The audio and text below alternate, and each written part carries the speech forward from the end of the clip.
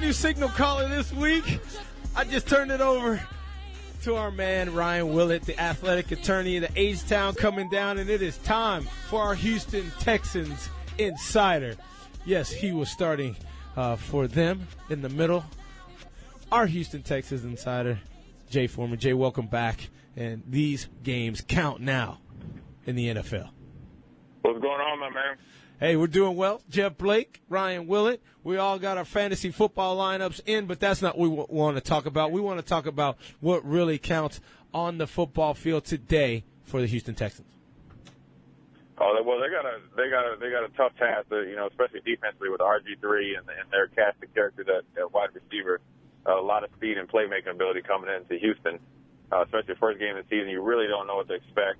But the defense, on paper, it looks like a good matchup, and really it falls over to the offense as well. What kind of Ryan Fitzpatrick are we going to have in the first game of the season? Are we going to have the one that everybody loves, or are we going to have the one that everybody loves to hate? So it's going to be interesting to see how Fitzpatrick plays, but then also how the defensive backs matches up against the Redskins receivers. Absolutely. We're talking with Jay Foreman, our Houston Texans Insider. They get them at home, though, and, can this offense score and put up enough points to beat a decent, rebuilt, decent Redskins team? They still don't have a recognizable defense, I feel, the Redskins. I don't think that they can totally shut anyone down, and I don't think they can shut the Texans' offense down at all, period. Not with the weapons that they have on offense. So, what do you think about that, Jay? I think that the Redskins, their front seven is pretty good. With the Rackpo, Ryan Kerrigan. I think they got Jason Hatcher from the Cowboys. Yes. They had Griffin come over from the Giants. I think they have a pretty good, front seven. And, with Riley at middle linebacker, where I think they struggle is on the back end. Ryan Clark has played 13, 14 years in the NFL. You have Hall, who's played, and where he's a feast or famine type of defensive back. And then also, you have a lot of individual players on the back end that really hurts them, is because in Jim Haslam's defense, you have to play a team-style defense. And that's where you see them give up astronomical numbers like they did on the back end last year. So I think that bodes well for the Houston Texans when you think about them matching up and scoring some points. I think you'll see some defensive bust on their end in order for them to score some points. Absolutely. And, Jay, I thought the Houston Texans, after the first preseason game, I went, oh, no, disaster. However, I think that the Texans have done consistently well to get themselves into a spot today where I think they have a very good chance of beating the Washington Redskins. As you mentioned, the defense and the offense briefly. The Redskins, how do they contain a mobile guy like RG3? Well, they have to stay in their rush lanes, but I think one thing with RG3, I think he's heard so much about for him to try to become a pocket passer, new offensive coordinator coming in with Jay Gruden. I think that bodes well for them to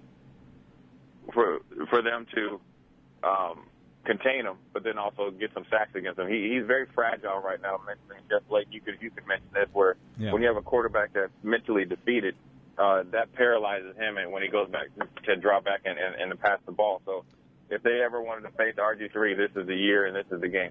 Hey, Jay, speaking of quarterbacks, I saw a headline on ESPN earlier that says Fitzpatrick is on a short leash today. What's the story behind that? Well, I think that his preseason and the way he played in the preseason wasn't very good. I think Ryan Mallett, his learning curve is pretty short coming from New England. But Ryan Fitzpatrick he never was going to be the franchise quarterback or a stopgap starter. And I think Bill O'Brien feels really comfortable with Ryan Mallett coming in the first week and stepping in if he has to. So you have a change possibly of a starting quarterback and no drop-off because a guy that's been in the system with Bill O'Brien was the former offensive coordinator. And he's willing to step up and talk to Tom Brady the way he did on the sideline for one weekend. Ryan Mallett certainly can come in under his tutelage and take over a Houston Texans team who has a whole bunch of weapons to throw the ball to. Yeah, I think that with Arian Foster fitting into this offense, I think that it bodes well for a quarterback to come off the bench. Because you have a safety net and Aaron Foster, but then also you have veteran presence of Andre Johnson and DeAndre Hopkins that's going to be able to stretch the field. So I think it works out best for any quarterback, but then also for somebody you might have to bring off the bench to replace Ryan Fitzpatrick. I think this is the game to do it, and also the team to do it with the personnel one. How you doing, Jay? How you doing, Jay? This is Jeff. I'm doing all right, man. Good to hear from you, man. And listen, I'm just thinking about this game. What do you think? What's your projections for the day's scores for the game? I think it's going to be a 27-24. I think Houston's going to win. I think it's going to start out kind of slow, and then it's going to peak right before halftime, beginning of the third quarter. Then I think it's going to be one of those games that's going to be caused by a big turnover. And I think that the way the RG3 has played and has played of late the last couple of years, I think it's going to have a proof of turnover, and you expect to pull it out at the end. Jay Foreman, what about special teams? Does that make any difference here in this Week 1 matchup between the Redskins and the Texans? Well, special teams will be a difference as Deshaun Jackson goes back there, say at the end of the game like he did against Philadelphia and closes out the game. He is a closer. He's dangerous.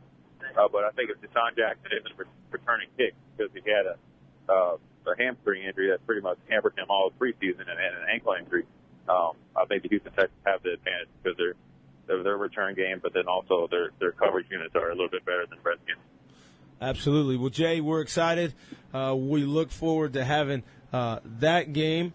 It's is that the early game? Is that one of the early games? Yes, it's noon game. Yeah, that's why we're absolutely. That's why. Hey, we're Jay. Speaking of which, hold on. Can we get a season prediction from you for a record for the Texans? I think it's going to be 9-7. I feel very safe with the Houston Texans at 9-7. Maybe 10-6 and being the surprise winner of the AFC South. I think it really depends on how tough Jacksonville is, because I think they can have a couple upset victories as well as Tennessee Titans. I think those two, the Houston Texans and Tennessee Titans, are going to surprise a lot of teams this year.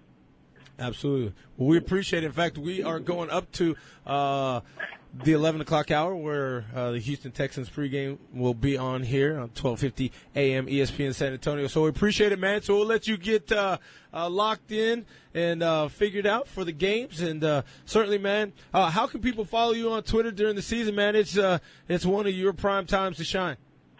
My Twitter handle is Foreman 56.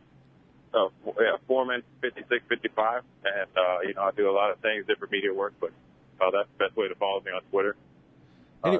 Any websites? I'm on there every day of the week. No, not this year. I think I'm going to just stick to straight Twitter this year because I have a pretty good following, and I'm looking to grow that before I head to my own personal website again. All right. Well, we appreciate it. Well, we'll be talking to you throughout the season and today, so we appreciate you coming on as our Houston Texans Insider, former starting linebacker for the Texans, Jay Foreman. And also good luck to the Minnesota Vikings. Your dad, one of my favorite all-time running backs, Chuck Foreman, number 44, one of my first jerseys as I played for the Little Vikings out in West Texas, man. So thank you again. Appreciate your time. All right, thanks. All right. We're going to take a break. We're going to come back with the most interesting segment, the Longhorns Insider and Sean Adams. Stay with us right here on Laying Down the Law.